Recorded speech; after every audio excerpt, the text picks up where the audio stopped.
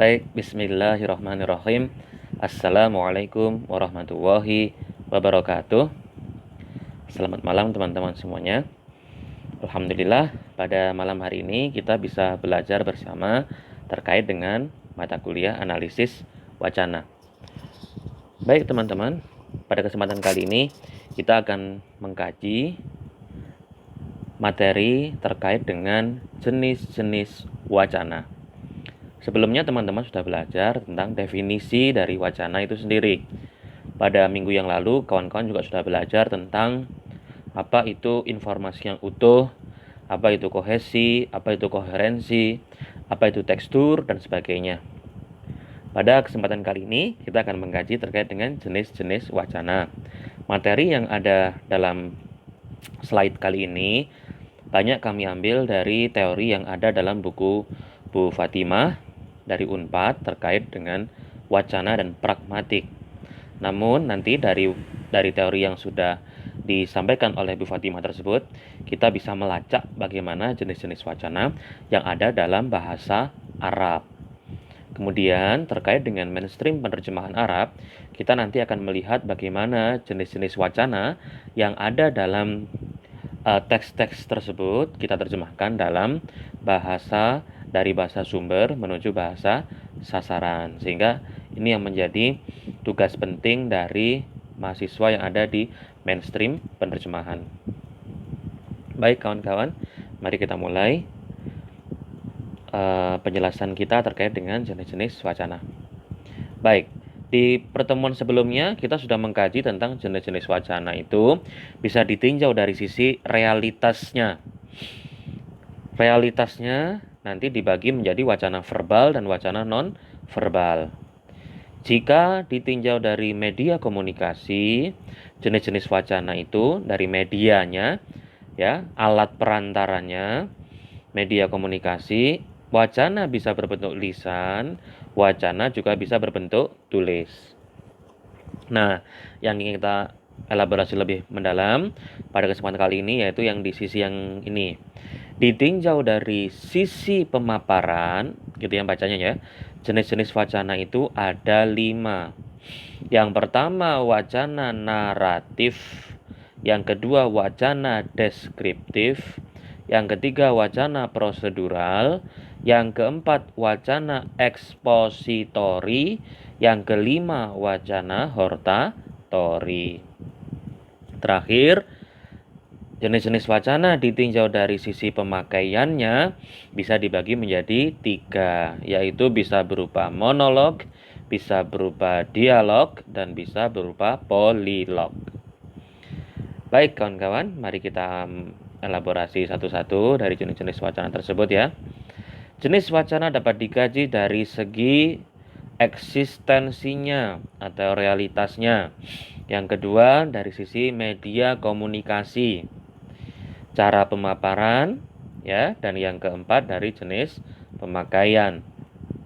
Menurut realitasnya, ini narasinya ya, narasi dari diagram tadi, wacana merupakan wacana verbal dan non-verbal. Dari segi media komunikasi, wacana itu bisa ditinjau dari wacana lisan dan wacana tulis. Ini kata sebagainya diabaikan saja karena ini salah ya kawan-kawan ya. Jadi ini merupakan wacana verbal dan non-verbal, titik gitu ya. Dari segi media komunikasi, wacana dapat berwujud tuturan lisan dan tulis, titik. Adapun dari segi pemaparan, kita dapat memperoleh jenis wacana yang disebut naratif, deskriptif, prosedural, ekspositori, dan hortatori. Ditinjau dari jenis pemakaian, kita akan mendapatkan wujud wacana itu berupa monolog. Monolog itu maksudnya satu orang penutur. Dialog itu 2 orang pastinya ya. Dan polilog itu lebih dari 2 orang. Kalau lebih dari 2 orang bukan dialog lagi, tapi nanti namanya polilog. Baik, kita mulai dari yang pertama, realitas wacana. Realitas wacana dalam hal ini adalah eksistensi wacana yang berupa verbal dan non-verbal.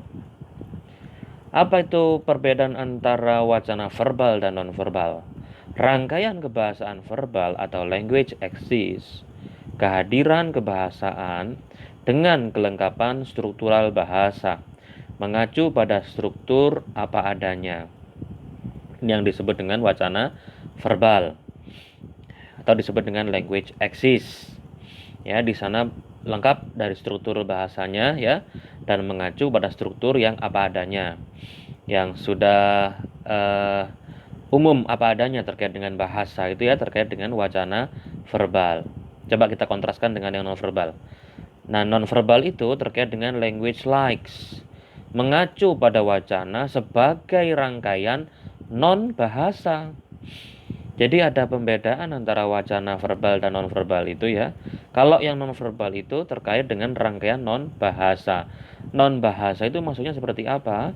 Seperti isyarat, rangkaian isyarat atau tanda-tanda yang bermakna, bisa disebut dengan bahasa isyarat. Jadi bahasa isyarat itu termasuk dalam wacana non verbal. Kalau wacana yang umum kita kaji namanya wacana verbal, ada teksnya lengkap, ada struktur bahasanya gitu ya, disebut dengan language axis, dan ini ada language likes.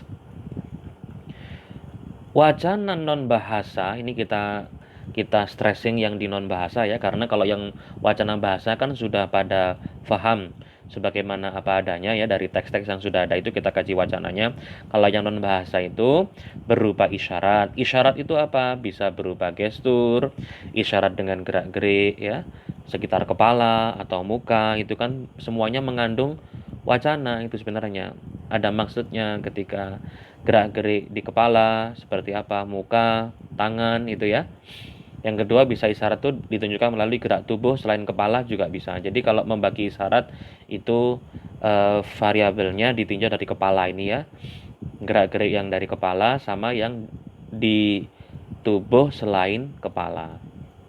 Ini yang disebut dengan wacana non verbal.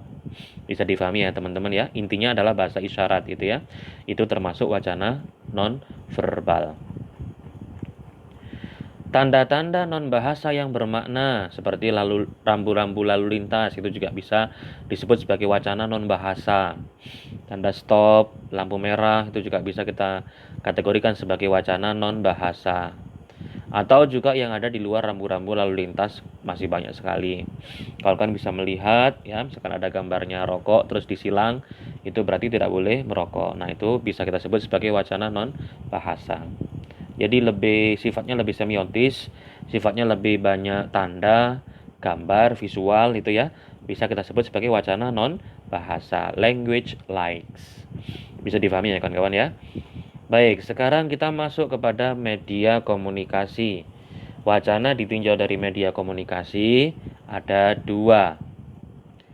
Wacana sebagai media komunikasi bisa berupa rangkaian ujaran, tuturan lisan bisa, tulis bisa. Nah, sebagai media komunikasi, wacana lisan itu wujudnya banyak ya. Bisa berupa percakapan ya, dialog yang lengkap dari awal sampai akhir. Contohnya seperti obrolan di warung kopi. Nah, itu juga termasuk wacana lisan.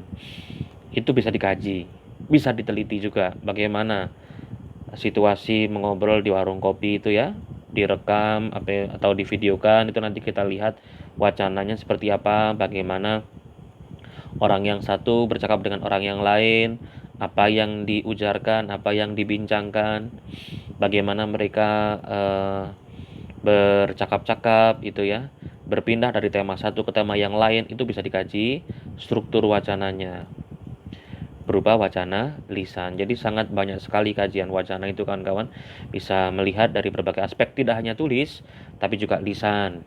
Kalau kawan-kawan melihat penelitian kan sudah ada seperti wacana yang mengkaji tentang interview yang dilakukan oleh Najwa Shihab misalkan. Nah, itu juga bisa dikaji. ILC itu juga bisa dikaji.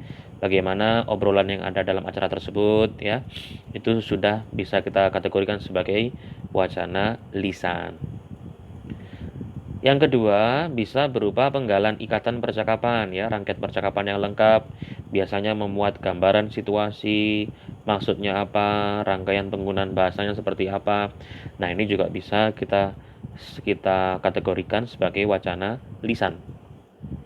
percakapan itu ya. Percakapan itu kan ada yang lengkap ya, mungkin ada yang singkat, ada gambaran situasinya seperti apa, mengkaji maksud dari percakapan itu seperti apa, itu nanti bisa dikaji dalam analisis wacana, rangkaian penggunaan bahasa dan sebagainya.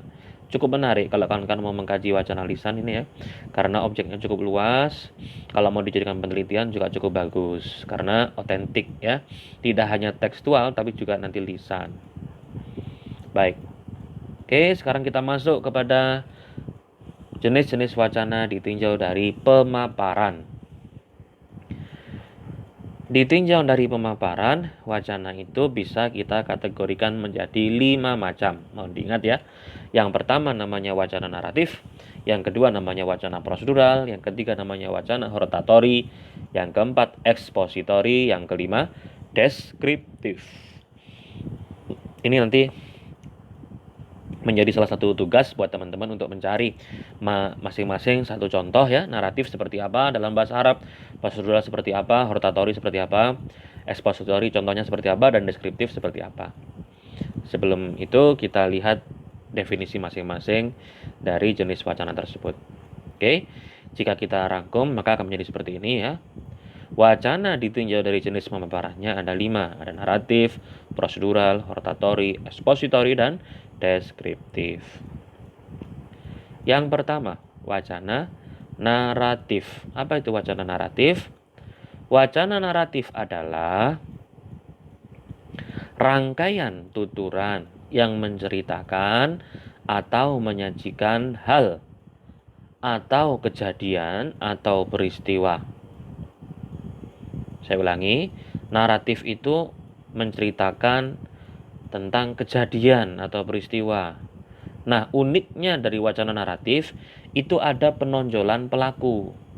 Pelaku yang ditonjolkan hanya, ingat ya, persona satu, aku, kami, kita, itu persona satu, ana, nahnu dalam bahasa Arab, atau 3, atau persona yang ketiga. Dia, mereka, huwa, hiya, huma, hum, huna, itu adalah orang ketiga. Jadi wacana naratif itu stressing atau penekanannya hanya pada persona 1 dan 3. Mohon diingat, supaya nanti tidak tumpang tindih dalam mengkaji jenis wacana. Dan wacana naratif itu fokus kepada kejadian. Wacana yang menceritakan tentang peristiwa itu juga disebut dengan wacana naratif.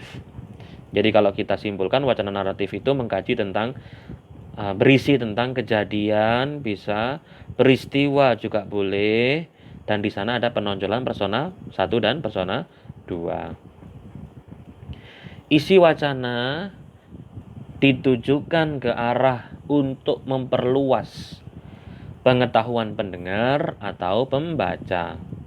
Jadi isi dari wacana naratif itu digunakan untuk menambah pengetahuan buat pendengar atau pembacanya. Kekuatan wacana ini terletak pada urutan cerita. Jadi urutan ceritanya itu berdasarkan waktu, atau cara bercerita, atau aturan, alur, atau plotnya, itu juga bisa. Jadi memang sifatnya itu sistematis ya kalau yang naratif itu, karena menjadi kekuatannya itu ada pada di urutan cerita. Ada tensisnya, ada waktunya yang saling sambung menyambung, terus ada cara bercerita, ada plot ya. Plot itu kalau dalam cerita kan ada alurnya. Sebagai contoh kita bisa melihat pada contoh berikut ya. Sebelum masuk ke contoh, jadi isi wacana naratif itu bisa untuk memperluas pengetahuan, ada urutan ceritanya, ada plot, ada alurnya. Nah, ini contohnya kami ambil dari bukunya Bu Fatimah ya, terkait dengan judulnya bukunya Wacana dan Pragmatik. Si separoh mengaturkan sembah, lalu menyaut. Nah, ini ceritanya tentang si separoh itu ya. Hamba sudah menghadap sang matahari untuk meminta keadilan. Ceritanya ya, si separoh itu, supaya tubuh hamba lengkap seperti manusia-manusia lain. Tetapi sang matahari menyuruh hamba menghadap sang mendung, karena menurut pendapat sang matahari, sang mendung lebih berkuasa daripadanya. Karena itu hamba menghadap kemari dengan harapan mudah-mudahan Gusti berkenan untuk melengkapkan tubuh hamba yang berbeda dengan manusia lain. Nah, ini contoh dari wacana naratif. Ceritanya tentang si separoh. Si separoh ini bisa kita tafsirkan banyak simbol kawan-kawan ya, karena ini kan sifatnya perlambang. Jadi cerita yang tubuhnya itu di sini tidak sempurna, maka dia mengadu kepada Tuhan, itu kan ya. Tapi setiap kali mengadu itu tidak pernah diberikan hasilnya, malah dilempar-lempar ya kan. Ngadu ke matahari, disuruh pergi ke yang lain gitu ya ceritanya ini. Nah, ini kan berarti ceritanya orang ketiga. Dan di sini kan ada urutannya, ada kronologinya kawan-kawan ya kan. Dari kejadian satu menuju kejadian lain, tambah lagi kejadian ini. Nah, ini akhirnya di sini ada alur atau ada plotnya. Maka jenis wacana seperti ini bisa kita klasifikasikan, kita kelompokkan dalam wacana naratif. Oke. Terusannya tadi ya. Kini ia tidak malu lagi bertemu dengan manusia-manusia lain karena tubuhnya sudah sempurna sama dengan orang lain. Tentu nama separoh, pakai O ini ya, separoh pun sudah tidak sesuai pula dengan kenyataannya. Tetapi untuk mengenang pengalamannya yang luar biasa itu, orang-orang masih menyebut dengan nama itu. Judulnya Si Separoh Mencari Tuhan. Nah, ini ya. Ini bisa kita kategorikan sebagai salah satu jenis wacana naratif. Nanti dalam penerjemahan, teman-teman harus mempertimbangkan jenis wacananya, yang mau diterjemahkan jenis wacana apa. Kalau jenis wacana naratif, maka ya terjemahnya harus menjadi wacana naratif. Jangan sampai nanti berubah, ya. Maka itu perlu. Bagaimana menerjemahkan wacana naratif dari teks sumber menuju teks target, nanti juga tetap berupa wacana naratif. Ini contoh paling mudah dalam bahasa Arab ya. Kawan-kawan bisa melihat sangat mudah sekali ini. Kaifa aqdi yaumi. Anamu mubakkiran fil laili wa aqumu mubakkiran fis sabah. Astaiqidu ala ismillahi wa dzikrihi. Asta'iddu lis sholati thumma adhhabu ma walidi ilal masjid. Wal masjidu qaribun min baiti fatawadda wa usalli ma'al jamaah. Wa arji'u ilal baiti wa atslu syai'an minal Qur'anil Karim. Thumma akhruju ilal bustani wa ajri. Thumma arji'u ilal baiti fa ashrab al-labana wasta'iddu lidhihab ilal madrasah.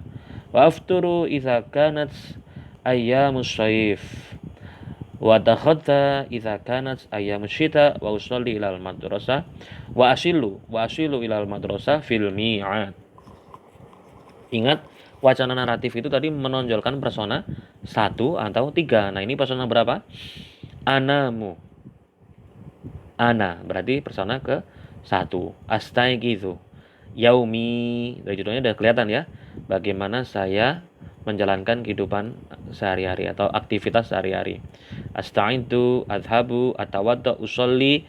Semua ini adalah persona orang pertama. Berarti ini kita bisa golongkan dalam wacana naratif. Ada alurnya. Alurnya ya, sambung menyambung ya, antara kalimat satu dan lain, itu ada urutan, ada kronologinya. Kejadian satu, pindah ke kejadian lain, pindah lagi sampai akhir. Ini kami ambil dari Qiraah Rasyidah. Kalau kawan-kawan baca buku Qiraah Rasyidah itu banyak sekali contoh-contoh teks ya, baik yang berupa naratif ataupun yang lain nanti. Oke. Selanjutnya wacana prosedural. Nah, ini berbeda. Berbeda dengan wacana naratif, kawan-kawan. Ini wacana prosedural. Dari namanya aja sudah terlihat ya, prosedur, cara. Wacana prosedural itu dipaparkan dengan rangkaian tuturan yang melukiskan sesuatu secara berurutan dengan kronologis. Secara urut, kronologi, ada kronologinya, ya kan? Melukiskan sesuatu secara berurutan, satu kronologi.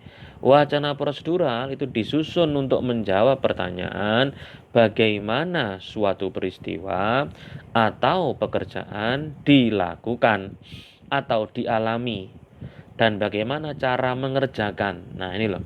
Prosedural itu mengkaji Di dalamnya itu cara mengerjakan atau menghasilkan sesuatu. Misalkan cara memasak, cara merawat mobil, itu misalkan ya, contohnya itu bisa kita golongkan dalam jenis wacana prosedural. Karena dia mengkaji tentang bagaimana cara mengerjakan, boleh. Bagaimana cara menghasilkan, juga boleh. Bagaimana suatu peristiwa itu dilakukan, itu juga boleh. Nah, itu yang disebut dengan wacana prosedural. Tokoh yang terlibat boleh persona 1, 2, 3, ini boleh. Dalam wacana prosedural boleh menggunakan persona pertama, saya, kita, kedua, kamu, terus kalian, persona ketiga juga boleh, mereka, dia, gitu ya. Sebagai contoh dapat kita perhatikan dalam teks berikut. Cara merawat uang Anda, ya kan? Anda ini kan berarti orang kedua. Simpan uang Anda melalui deposito keluarga, contohnya. Hati Anda pasti berbunga-bunga. Jenis-jenis bunga didapat dengan cara berbunga-bunga keuntungan, penuh bunga fleksibilitas, berbunga-bunga kemudahan. Nah, ini contohnya ya. Ini contohnya terkait dengan wacana prosedural. Jadi ada semacam kronologi ya, 1, 2, 3 gitu urut pasti ya. Terus menonjolkan personanya boleh 1, 2, 3, ini kebetulan orang kedua. Cara merawat uang Anda. Nah, Anda, ini kan Anda, ini berarti orang kedua. Jadi sifatnya kan berbeda. Antara prosedural sama yang naratif tadi kan berbeda. Nah, ini lebih bersifat cara ya. Nah, kalau dalam bahasa Arab kan bisa melihat misalkan cara memasak nasi. Kaifatat bahu al-arus, yang paling mudah ini contoh ya. Kaifatat bahu al-arus, bagaimana cara memasak nasi. Ya, ini contohnya prosedural kan tinggal melihat aja nanti dari prosedur-prosedur cara pembuatan apa gitu bisa dimasukkan dalam wacana prosedural. Tariqatu tahyil arus al-bani. Nah, ini ya. Ini caranya masak nasi itu dalam bahasa Arab ya. Karena orang Arab kan jarang makan nasi ini kan, ini ada caranya tersendiri nih. Ini al-mukawwanat itu bahan-bahannya. Kub minal arus, 1 gelas. Jadi ukurannya kub minal arus albunni. Ini ya, ini banyak sekali. Nah, tariqatu takhdir nih, naghzilu al-arus jayidan. Naghzilu al-arus jayidan. Pertama naghzil. Naghzil itu apa? Dicuci ya kan? Nadau ala rus fikidrin. Kalau sudah dicuci ditaruh dalam sebuah tempat khusus itu ya. Nakhti ala rus wa nadauhu ala nar. Kemudian ditaruh dalam kompor ya, ala nar itu kan bisa dimasak itu ya. Nah, ini ada cara-caranya memasak dalam bahasa Arab. Nah, model wacana seperti ini bisa kita kategorikan sebagai wacana prosedural. Jadi wacana prosedural itu teman-teman ada urutannya, ada cara mengerjakannya, atau cara menghasilkan, ya kan? Cara menghasilkan nasi seperti apa? Nah, itu adalah wacana prosedural. Ada tokohnya, 1 boleh, 2 boleh, dan 3. Oke, itu wacana prosedural. Yang ketiga adalah wacana hortatori. Apa itu wacana hortatori, teman-teman? Wacana hortatori adalah tuturan yang berisi ajakan. Nah, tolong digarisbawahi. Ajakan. Supaya nanti berbeda dengan yang naratif dan prosedur. Mengajak sama memberikan cara kan berbeda. Meskipun kadang-kadang agak sama ya antara prosedural dengan yang mengajak. Tapi ini lebih, kalau yang hortatori itu sifatnya lebih mengajak atau berisi nasihat. Tolong dibedakan ya antara memberi nasihat dengan cara memasak tadi itu kan ya berbeda. Kalau ini kan memberikan nasihat, itu termasuk yang hortatori.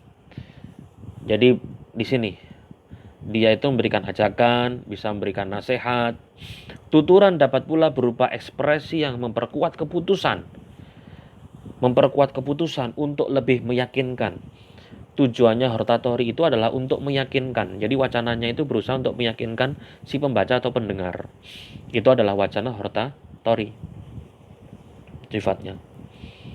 Jadi kalau kalian melihat misalkan perdebatan antara anggota DPR itu ya, misalkan antara yang satu dengan yang lain, itu juga berusaha untuk meyakinkan bahwasanya pendapatnya yang paling tepat ya, argumennya yang paling benar. Nah, itu adalah wacana hortatori. Wacana ini tidak disusun berdasarkan urutan waktu. Jadi kalau yang sebelumnya itu ada kronologis, tapi kalau yang hortatori itu tidak berdasarkan urutan waktu, tetapi merupakan hasil. Nah, ini ya yang bedakan dengan jenis wacana sebelumnya. Wacana ini digunakan untuk mempengaruhi. Nah, ya kan? Untuk mempengaruhi pendengar, pembaca juga boleh, agar terpikat akan suatu pendapat yang dikemukakan. Isi wacana selalu berusaha untuk memiliki pengikut atau penganut. Jadi wacana hortatori itu berusaha untuk mencari pengikut ya, sama persis seperti kampanyenya anggota legislatif itu ya. Pilkada itu kan juga mencari pengikut memang. Makanya di sana bisa kita teliti bagaimana bentuk-bentuk wacana hortatori anggota legislatif ya dalam berkampanye itu seperti apa, bisa kita kaji kawan-kawan. Isi wacananya seperti apa? Atau mungkin kawan-kawan melihat ada banner ya yang biasanya kalau kalau pemilu itu kan di jalan-jalan kan banyak itu. Banyak coblos apa itu kan, itu bisa termasuk pilih saya. Nah, itu bisa termasuk wacana hortatori karena dia berusaha untuk mencari pengikut atau penganut atau paling tidak menyetujui pendapat yang dikemukakannya ini. Nah, kemudian terdorong untuk melakukan atau mengalaminya. Wacana hortatori itu banyak sekali ya kawan-kawan ya. Bisa berbentuk khotbah, bisa berbentuk pidato tentang politik, itu juga bisa. Ya, kita lihat contohnya ya, bagaimana wacana hortatori itu ya. Nah, ini ya. Dari Bu Fatimah ya, Bu Fatimah Jayasudharma. Dharma. Berbakti pada negara. Dalam jihad atau perang suci, orang tidak pernah menghitung-hitung usia atau pengalaman hidup. Bila memang benar berbakti pada negara dan negara mengharuskan anak-anak dewasa berperang, anak-anak pun harus maju ke medan perang.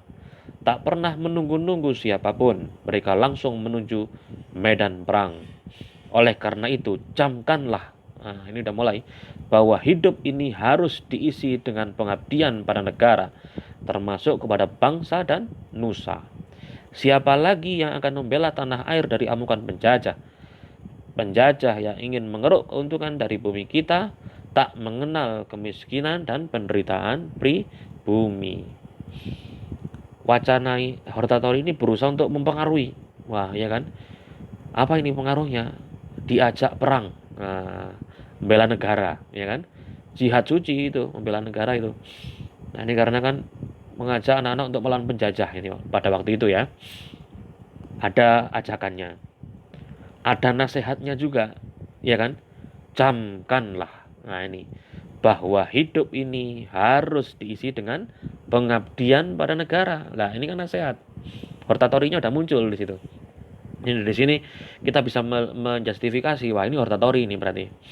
Karena ada nasihatnya, ada ajakannya. Ini pasti berusaha untuk mempengaruhi, ya kan? Teks ini pasti akan mempengaruhi orang gitu ya. Akhirnya orang mau untuk berperang melawan penjajah. Nah, itu. Dan dia juga berusaha untuk membuat pendapatnya itu diyakini kebenarannya, ya kan? Contohnya ini, penjajah yang ingin mengeruk keuntungan dari bumi tak mengenal kemiskinan dan penderitaan pribumi. Maka si pendengar harus menyetujui ini, ya kan? Bagaimana caranya supaya pendengar itu setuju bahwasanya penjajah itu memang mengeruk keuntungan, ya, tanpa mengenal kemiskinan dan penderitaannya pribumi pada waktu itu. Nah, ini berarti kan si penutur berusaha agar statement ini diiyakan sama si pendengarnya. Nah, berarti wacana jenis ini termasuk wacana hortatori, kawan-kawan.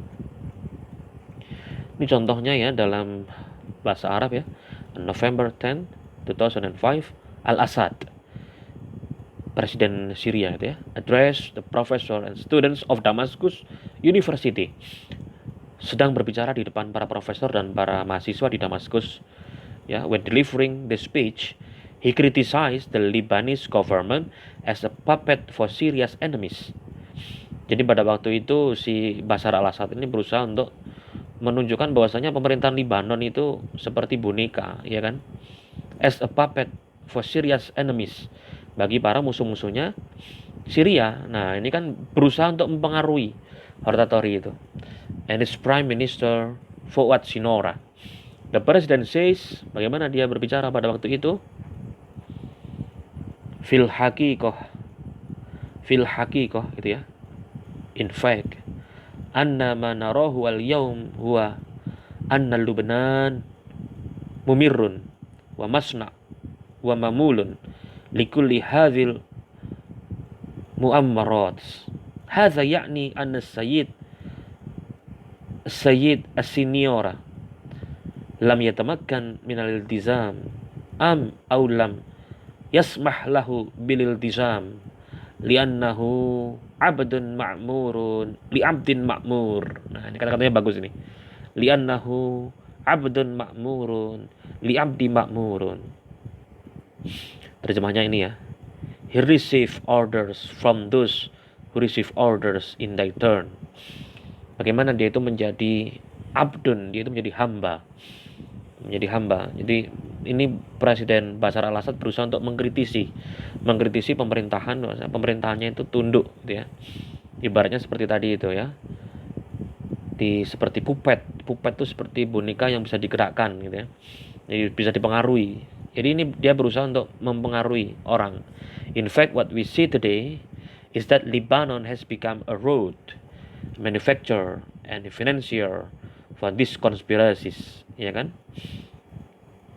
Mumirrun wa masna wa mamul likulli hadzal muammarat. Hadza yakni anna Sayyid Siniora, prime ministernya tadi itu ya, Sayyid Siniora was unable to live up to his commitments. Nah, ini dia berusaha untuk mempengaruhi pendengarnya. Dia ceramah di depan mahasiswa dan para profesor yang ada di Universitas Damaskus.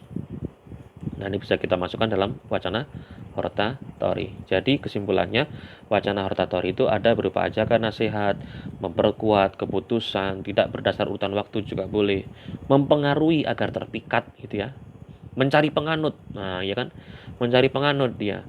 Hortatori itu tugasnya. Terus harus bagaimana caranya meyakinkan pendengar supaya pendengar menyetujui apa yang disampaikan gitu. Motivator itu juga bisa termasuk Hortatori, kawan-kawan ya. Para motivator itu kan biasanya ya, itu juga bisa kita masukkan dalam wacana Hortatori. Karena berusaha untuk bagaimana motivasi itu ya bisa dilaksanakan dengan baik. Dalam motivasi kan ada ajakan, ada nasihat gitu ya. Oke. Selanjutnya wacana ekspositori. Apa itu wacana ekspositori? Ekspositori itu bersifat menjelaskan sesuatu. Biasanya berisi pendapat atau simpulan dari sebuah pandangan. Ya. Ini sifatnya adalah menjelaskan sesuatu. Tapi kalau ekspositori itu stressingnya di sini teman-teman. Dia berisi pendapat, opini, simpulan dari sebuah pandangan. Nah, iya kan? Dia juga bisa ceramah, pidato juga boleh. Atau, nah ini yang agak berbeda ya, artikel pada majalah dan surat kabar itu juga bisa termasuk wacana ekspositori. Jadi ekspositori itu penekanannya ada di sini.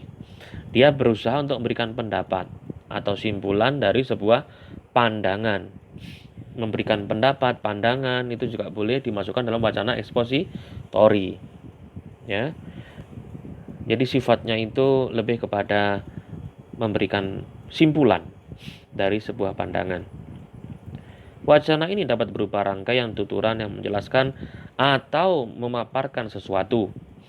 Isi wacana lebih menjelaskan dengan cara menguraikan bagian-bagian pokok pikiran. Ada pokok pikiran yang mau dijelaskan, ya kan?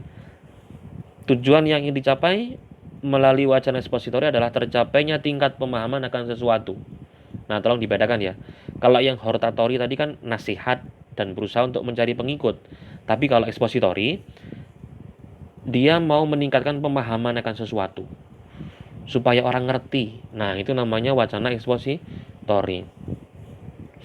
Mungkin teman-teman ada yang menulis tentang pendapat bagaimana caranya memberikan kehidupan yang bersih di sekitar Sungai Bengawan Solo misalkan. Nah, itu ya. Kalian kan berpendapat harus seperti ini, warga tidak boleh membuang sampah sembarangan. Nah, itu namanya wacana yang sifatnya Ekspositori ini, kawan-kawan. Ekspositori. Dia berusaha untuk memberikan pendapat. Bagaimana hidup yang bersih ya di lingkungan sungai, bagaimana, nah itu kan memberikan pendapat, itu adalah wacana ekspositori. Wacana ekspositori dapat berbentuk ilustrasi dengan contoh, boleh, atau perbandingan juga boleh. Nah ini kronologis ya, kronologis. Kalau ekspositori juga bisa urutan ya. Identifikasi. Identifikasi itu maksudnya apa? Identifikasi dengan orientasi pada materi yang dijelaskan secara rinci atau bagian demi bagian. Ini kebetulan ekspositorinya berbentuk pidato contohnya. Nah ini ya. Assalamualaikum ini warahmatullahi wabarakatuh. Puji syukur kita panjatkan kepada Allah. Dengan tercapainya cita-cita mulia ini, dengan rasa bangga dan gembira, kita menerima anugerah ini. Semoga dengan dukungan dan dorongan orang tua kita, semakin berlimpah rahmah dan anugerah Allah SWT. Dorongan orang tua kita dapat dijadikan modal dan bekal hidup kita dalam menempuh bahtera kehidupan yang penuh dengan tantangan dan harapan keberhasilan. Urut, kronologis, ya kan? Urut. Terus dia juga bisa berpendapat ya. Apa pendapatnya dia? Dorongan orang tua dapat dijadikan modal dan bekal hidup kita dalam menempuh bahtera kehidupan. Ya, bagaimana cara memberikan motivasi untuk dorongan orang tua itu ya menjadi faktor penting kesuksesan atau dalam hidup. Itu dia berusaha untuk berpendapat hal ini ya. Tapi ini tidak minta untuk disetujui, berbeda dengan hortatori tadi ya. Kalau ini kan dia hanya menyimpulkan pendapat juga boleh gitu ya. Itu yang disebut dengan ekspositori. Dalam bahasa Arab contohnya teman-teman bisa melihat dari misalkan contoh ini ilmu dilalah wa far'un asasiyun min furu' ilmi lughah wa ahadu salasatu aqsam min ilmi sima yakni bidirasatil ma'na wa bidirasatil alaqah bainar ramzi wal musamma. Wa qad ta'athara hadzal far'i bi dirasatil al-falsafiyyah wal mantiqiyyah. Ini bisa kita masukkan dalam wacana ekspositori, ya kan? Apa itu ilmu semantik itu ya? Far'un asasiyun min furu'i ilmul lughah, berikan simpulan bahwasanya semantik itu adalah salah satu bagian far'un yang utama, yang asasi dari ilmu bahasa. Wa ahadu salasati aqsam min ilmi sima, salah satu bagian dari ilmu sema tentang tanda ya, dan dia juga mengkaji dirasatul makna wa bidirasatul makna, mengkaji tentang makna dan alaqah dan relasi antara ramzi wal musamma, antara lambang dan yang diberi lambang itu. Nah ini bisa kita masukkan dalam wacana ekspositori teman-teman, karena dia berusaha untuk menyimpulkan pendapat. Nah dalam buku teori itu juga kebanyakan ekspositori karena dia berusaha untuk memberikan pandangan. Jadi simpulannya wacana ekspositori adalah wacana yang menjelaskan sesuatu tentang ilmu semantik tadi itu apa. Pendapat, simpulan juga boleh. Memaparkan sesuatu, mengurai bagian-bagian pokok. Ilmu semantik itu apa? Bagian-bagian pokok dari ilmu bahasa, ilustrasi dengan contoh boleh ya. Identifikasi tadi juga termasuk dari wacana ekspositori. Baik, kawan-kawan, yang terakhir adalah wacana deskriptif. Apa itu wacana deskriptif? Wacana deskriptif berupa rangkaian tuturan yang memaparkan sesuatu atau melukiskan sesuatu. Nah ini ya, berdasarkan pengalaman maupun pengetahuan penuturnya. Nah ini yang menjadi perbedaan dengan yang lain ya. Semuanya kan juga memaparkan sesuatu, tapi bedanya apa? Kalau yang deskriptif itu berdasarkan pengalaman maupun pengetahuan penuturnya. Bisa dimasukkan di situ. Wacana ini biasanya bertujuan mencapai penghayatan dan imajinatif terhadap sesuatu. Sifatnya juga berupa penghayatan boleh, dan ada unsur imajinatifnya kalau yang deskriptif ini ya. Sehingga pendengar atau membaca seolah-olah merasakan atau mengalami sendiri secara langsung. Deskriptifnya itu ya terkait dengan imajinasi juga boleh. Wacana deskriptif ini ada yang hanya memaparkan sesuatu secara objektif dan ada pula yang memaparkan secara imajinatif. Pemaparan yang pertama bersifat menginformasikan sebagaimana adanya, sedangkan yang kedua dengan menambahkan daya hayal. Ada daya hayal. Daya hayal yang didapatkan dalam novel atau cerpen atau isi karya sastra pada umumnya ya, bisa kita masukkan dalam wacana deskriptif. Contoh pemaparan deskriptif itu seperti pada teks berikut ya. Nah, ini contohnya ya, ada daya khayalnya, ada deskripsinya. Pemandangan di dalam rumah itu begitu mengagumkan. Benda-benda antik menghiasi ruangan tersebut. Di muka tampak sebuah jambangan bunga dengan warna merah darah. Meyakinkan pula bahwa yang punya senang warna merah. Dari hiasan ruangan yang warna dominannya merah. Sejak SMA, gadis penghuni rumah itu telah berganti-ganti pacar. Dengan cara yang sama, ia menjatuhkan cintanya kepada laki-laki yang dikontrak untuk berasik, masyuk sampai bosan, menurut emosinya. Begitulah gadis yang bernama Nai Nai mengobrol emosi dengan berganti-ganti kontrak. Nah, ini contoh ya. Bagaimana pendengar itu seakan-akan merasakannya. Nah, gitu ya. Deskriptif itu. Kita diajak untuk masuk dalam rumah. Nah, gitu ya. Kakak bisa bayangkan ya. Masuk dalam rumah itu terus habis itu ada apa? Wah, melihat ada benda antik. Ada bunga warna merah gitu ya. Terus diceritakan yang punya rumah siapa gitu. Itu ada deskriptif, ada khayalnya, dan ini merupakan pandangan dari si penulis. Pandangan dari si penulis gitu ya. Jadi kita berusaha untuk mengikuti yang ada di dalamnya. As-soyad wal lu'lu'ah. Nah, kan kalau mau contohnya deskriptif tinggal saja mencari cerita-cerita pendek dalam bahasa Arab, boleh. As-soyad wal lu'lu'ah. Layan dan mutiara.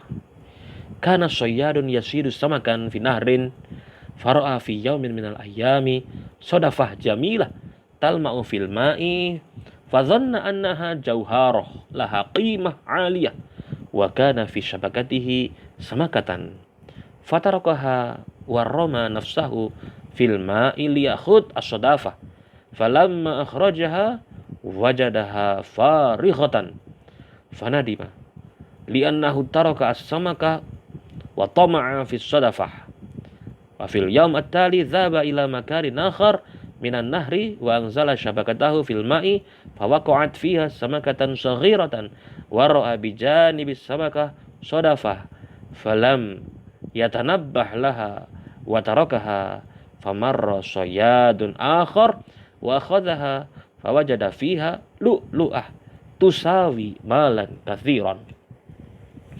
Ceritanya nelayan ya, ini ya, yang sedang mencari ikan. Ini ceritanya itu, tapi dia tidak menyangka kalau dalam sebuah sebuah bungkusan itu nanti ada ada mutiaranya. Nah, ini. Tapi ini ada yang ceritanya tentang tomak itu ya, bahwasanya si si si nelayannya itu juga sifatnya tomak gitu ya. Nah, ini bisa termasuk nanti kalian bisa mengambil salah satu cerita pendek gitu ya tentang tentang sesuatu gitu ya yang unik-unik, itu boleh sebagai contoh dari wacana deskriptif. Oke, kawan-kawan, kita simpulkan bahwasanya wacana deskriptif itu memaparkan sesuatu berdasarkan pengalaman dari penutur. Ada penghayatan, ini kan kawan, penghayatan dan imajinatif. Dan bagaimana seolah-olah itu kan tinggal mengambil di cerita novel itu ya, seakan-akan kan kita membaca itu kayak masuk di dalamnya itu. Deskriptif, objektif, imajinatif, biasanya juga isi dari karya sastra, itu bisa kita masukkan dalam wacana deskriptif. Jadi nanti kalau teman-teman menjadi contoh, tinggal mengambil dari contoh-contoh karya sastra, cerpen atau cerita-cerita pendek dalam al-Arabiyah linasyiin itu juga boleh, qiraah rasyidah juga boleh. Oke. Baik, untuk tugasnya kawan-kawan silahkan mencari masing-masing contoh ya dari pemaparan tadi itu ya.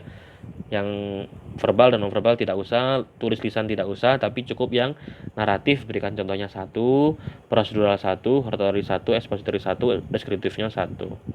Nah, kalau sudah mendapatkan contohnya, kawan-kawan jelaskan kenapa kok wacana ini masuk naratif, kenapa kok wacana yang kawan-kawan pilih termasuk prosedural, kenapa yang kawan-kawan pilih termasuk deskriptif. Jadi tidak hanya mencari contohnya, tapi kawan-kawan juga memberikan argumen atau alasan. Oke. Baik kawan-kawan, mungkin itu yang dapat kita sampaikan pada kesempatan kali ini. Mari kita tutup dengan bersama-sama baca doa. Allahumma inni a'udzubika min ilmin la yanfa' wa qalbin la yakhsha wa amalin la yurfa' wa du'ain la yusma. Amin ya rabbal alamin. Teman-teman tetap jaga kesehatan. Kurang lebihnya kami mohon maaf. Assalamualaikum warahmatullahi wabarakatuh.